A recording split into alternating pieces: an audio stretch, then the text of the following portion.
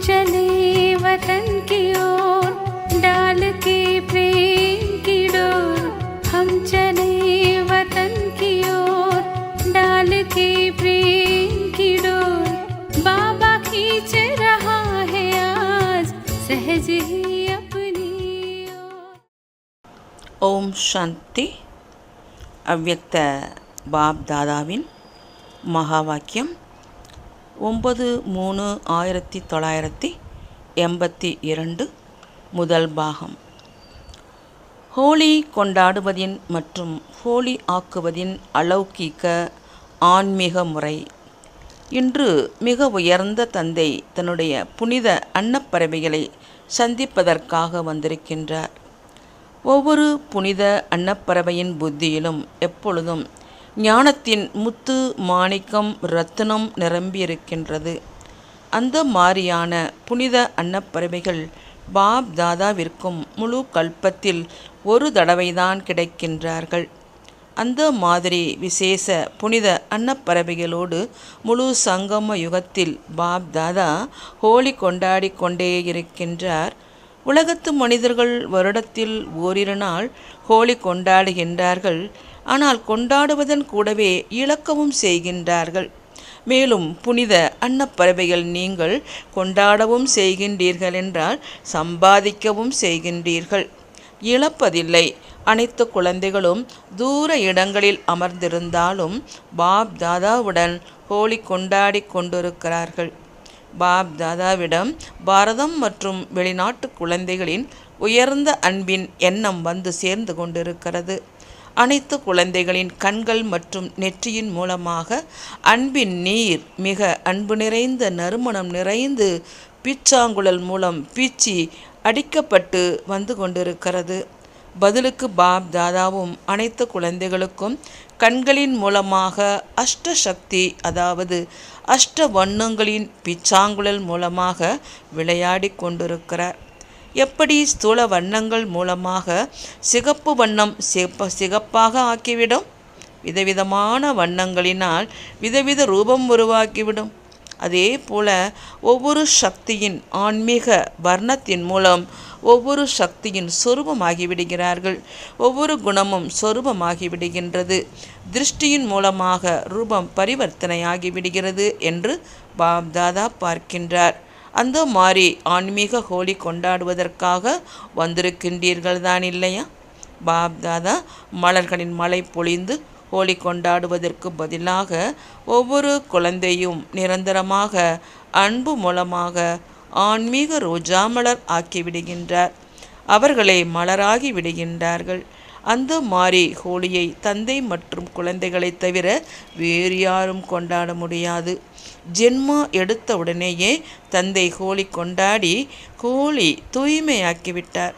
அப்படி அவர்கள் கொண்டாடுபவர்கள். நீங்களோ நிரந்தரமாக ஹோலி, அதாவது தூய்மையாகுபவர்கள். எப்பொழுதும் ஒவ்வொரு குணத்தின் வண்ணம், ஒவ்வொரு சக்தியின் வர்ணம், அன்பின் வர்ணம் பூசப்பட்டுத்தான் இருக்கிறது. நீங்கள் அந்த மாதிரியான புனித அன்னப்பறவைதான் இல்லையா? திலகமிடுவதற்கும் அவசியமில்லை. நீங்கள் நிரந்தரமாக திலகமிடப்பட்டவர்கள்தான். அழியாத திலகம் இடப்பட்டேதான் இருக்கிறது இல்லையா? அதை அழித்தாலும் கூட அழிக்க முடியாது. அல்ப காலத்திற்கு பதிலாக சதா காலமும் கொண்டாடி கொண்டே இருக்கின்றீர்கள். மேலும் மற்றவர்களையும் ஆக்கி கொண்டிருக்கின்றீர்கள். அந்த மனிதர்களோ இனிமையாக சந்திப்பதற்காக ஒருவரோடு ஒருவர் கழுத்தை கட்டி அணைத்து கொள்வார்கள். ஆனால் புனித அன்னப்பறவை நீங்கள் பாப் தாதாவின் கழுத்தின் மாலையாகவே ஆகிவிட்டீர்கள். நிரந்தரமாக கழுத்தின் மாலையாகி மின்னிக் கொண்டிருக்கும் இரத்தினம் உலகின் எதிரில் ஒளியை பரப்பி கொண்டிருக்கின்றீர்கள். ஒவ்வொரு இரத்தினமும் 1000 பல்புகள் கூட பிரகாசம் தர முடியாத அளவிற்கு அந்த மாதிரியான பிரகாசிக்கும் லைட் சொரூபமாகிவிட வேண்டும். அந்த மாதிரி பிரகாசித்து கொண்டிருக்கும் ரத்தினம் நீங்கள் தன்னுடைய லைட் மைட் சொரூபத்தை தெரிந்திருக்கிறீர்கள் தான் இல்லையா? முழு உலகத்தையும் இருளிலிருந்து வெளிச்சத்திற்கு கொண்டு வரும் பிரகாசமாக இருக்கும் ரத்தினங்கள் நீங்கள். பாப்தாதா அந்த மாதிரி புனித அன்னப்பறவைகளோடு விசேஷமான தினத்திற்கு ஏற்றபடி ஆன்மீக ஹோலியை கொண்டாடி கொண்டிருக்கின்றார். ஹோலியை எரிக்கவும் செய்தீர்கள் மற்றும் கொண்டாடவும் செய்தீர்கள். எரிப்பது மற்றும் கொண்டாடுவது இரண்டுமே தெரியும் தான் இல்லையா? எரித்த பிறகுதான் கொண்டாடுவது இருக்கும். எண்ணத்தின் தீக்குச்சியினால் தன்னை பற்றியும் அல்லது சேவையை பற்றிலும் என்னென்ன வீணான எண்ணம், அதாவது பலகீனமான எண்ணம் கொள்வதின் சம்ஸ்காரம் இருக்கின்றதோ அவை அனைத்தையும் ஒன்றாகச் சேர்த்து தீக்குச்சியால் எரித்து விடுங்கள். இவற்றைத்தான் காய்ந்த மரக்குச்சிகள் என்று கூறுவது. அப்படி அனைத்தையும் ஒன்றாக சேர்த்து ஒரு திட எண்ணம் என்ற தீக்குச்சியால் பற்ற வையுங்கள். ஆக எரிப்பதும் ஆகிவிட்டது, எரிப்பதுதான் கொண்டாடுவது மற்றும் ஆகுவது. தீக்குச்சியால் பற்ற வைக்க தெரியும் தான் இல்லையா? அப்படி எரியுங்கள் மற்றும் கொண்டாடுங்கள் என்றால் தன்னை நிரந்தரமாக ஹோலி, அதாவது தூய்மையாக்குங்கள். தீக்குச்சியால் பற்ற வைக்கின்றீர்கள், ஆனால் அது எரிவதே இல்லை என்று அப்படி இல்லையே. தீக்குச்சி கூட தீப்பெட்டியின் சம்பந்தமின்றி எரியாது. அப்படி தந்தையுடன் தொடர்பு சம்பந்தம் இருந்தால் பயிற்சி என்ற தீக்குச்சியில் மருந்து சரியாக இருக்கிறது என்றால்தான் ஒரு நொடியில் எண்ணத்தை வைத்தீர்கள், மேலும் ஆனீர்கள். அப்படி அனைத்து சாதனமும் சரியாக வேண்டும், சம்பந்தமும் வேண்டும், பயிற்சியும் வேண்டும். சம்பந்தம் இருக்கிறது, ஆனால் பயிற்சி குறைவாக இருக்கிறது என்றால் கடும் உழைப்பிற்கு பின்னர் தான் வெற்றி கிடைக்கும். ஒரு நொடியில் எண்ணத்தின் சொரூபமாக முடியாது. அடிக்கடி எண்ணத்தை வைத்து வைத்து கடுமையான உழைப்பிற்கு பிறகு வெற்றி கிடைக்கும். உங்கள் அனைவரின் கடின உழைப்பு, அதாவது பக்தியின் காலம் முடிவடைந்து விட்டது தான் இல்லையா? பக்தியின் அர்த்தமே கடின உழைப்பு. பக்தியின் காலம் முடிவடைந்தது என்றால் கடின உழைப்பு முடிவடைந்தது. இப்பொழுது பக்தியின் பலனை பெறுவதற்கான நேரம். பக்தியின் பலன் ஞானம், அதாவது அன்பே அன்றி கடின உழைப்பு இல்லை.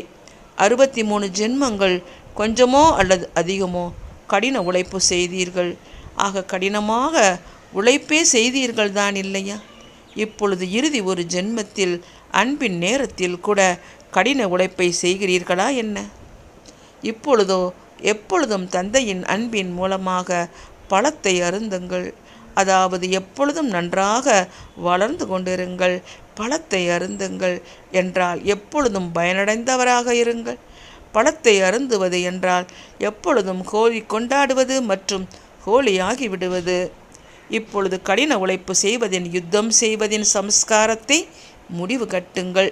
இப்பொழுதோ ராஜ்ய பாக்கியத்தை அடைந்து விட்டீர்கள், பின்னர் ஏன் யுத்தம் செய்ய வேண்டும்?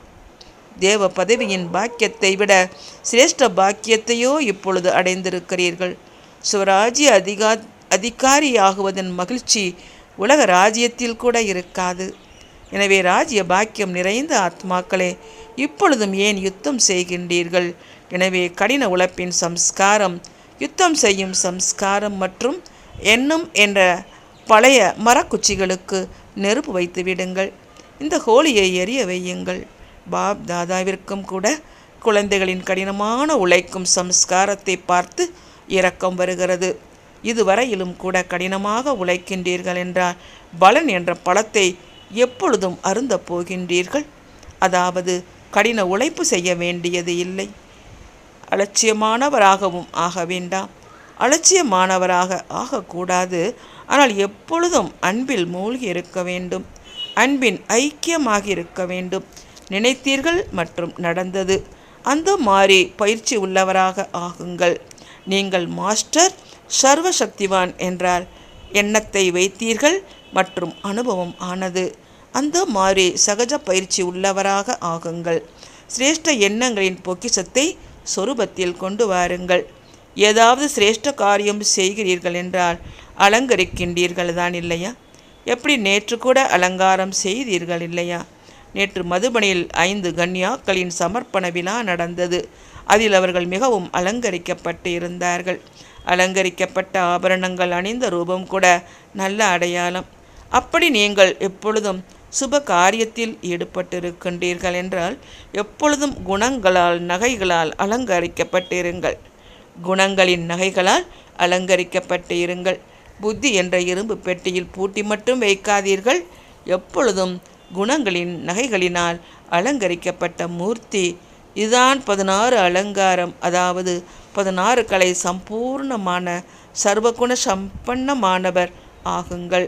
அந்த மாறி உயர்ந்திலும் உயர்ந்த தந்தையின் குழந்தைகள், நிரந்தரமான சுமங்கலிகள், நிரந்தரமான பாக்கியவான் ஆத்மாக்கள் அலங்கரிக்கப்படாமல் எப்படி இருக்க முடியும்? மாங்கல்யத்தின் அடையாளம் கூட அலங்காரம், மேலும் ராஜகுலத்தின் அடையாளமும் அலங்காரம். அப்படியானால் நீங்கள் யார்? ராஜாக்களுக்கெல்லாம் ராஜா ஆகக்கூடிய குலத்தை சேர்ந்தவர்கள், மேலும் நிரந்தர சுமங்கலிகள். எனவே எப்பொழுதும் குணங்களின் நகைகளினால் அலங்கரிக்கப்பட்ட ஆன்மீக மூர்த்தியாக ஆகுங்கள். அந்த மாறி ஹோலியை கொண்டாடினீர்களா? மதுபனில் ஹோலி கொண்டாடினீர்கள் தான் இல்லையா? நடனமாடுவது பாடுவது இதுதான் கொண்டாடுவது. அப்படி எப்பொழுதும் பாடுகிறீர்கள், எப்பொழுதும் நடனமாடுகின்றீர்கள், மேலும் ஸ்தூலமாகவும் பாடினீர்கள் மற்றும் ஆடினீர்கள், கொண்டாடினீர்கள் இல்லையா? பாடவும் செய்தீர்கள், உணவு அருந்தவும் செய்தீர்கள், யோகாவும் செய்தீர்கள், போகு கூட ஸ்வீகாரம் செய்வித்தீர்கள். மனமும் எப்பொழுதும் இனிமையானதாக, வாயும் எப்பொழுதும் இனிமையானதாக ஆனது. அப்படி ஹோலி கொண்டாடி ஆகிவிட்டது இல்லையா?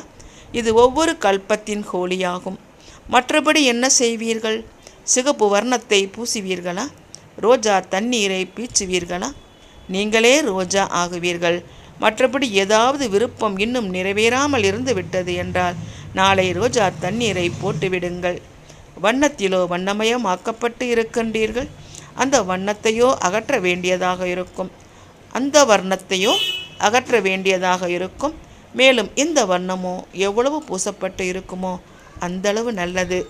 அந்த மாறி எப்பொழுதும் ஆன்மீக ரோஜா மலராக இருக்கும், எப்பொழுதும் ஞானத்தின் வர்ணத்தில் பூசப்பட்டிருக்கும், எப்பொழுதும் பிரபுவின் சந்திப்பை செய்யக்கூடிய, எப்பொழுதும் குணங்களின் நகைகளினால் அலங்கரிக்கப்பட்ட மூர்த்திக்கு பாப் தாதாவின் நெருக்கமான மற்றும் சமமான இரத்தினங்களுக்கு தூர இடங்களில் இருந்தாலும் அல்லது நேரெதிரில் இருந்தாலும் அனைத்து புனித அன்னப்பறவைகளுக்கும் பாப் தாதா அழியாத ஹோலியானதின் வாழ்த்துக்களை தெரிவிக்கின்றார்.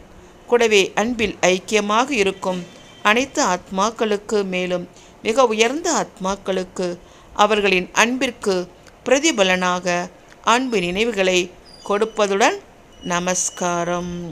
बच्चों को तो सर्विस करनी है, जो बाबा कहते हैं सबको ये बताओ कि देखो तुम्हारा एम एंड ऑब्जेक्ट ये है, एक गीता है बगैर, ये राजयोग है ना बच्चे। कैसे है राजयोग? बिल्कुल सहज है कि बाप को याद करो तो ये वैसा मिलेगा तुमको। ओम शांति।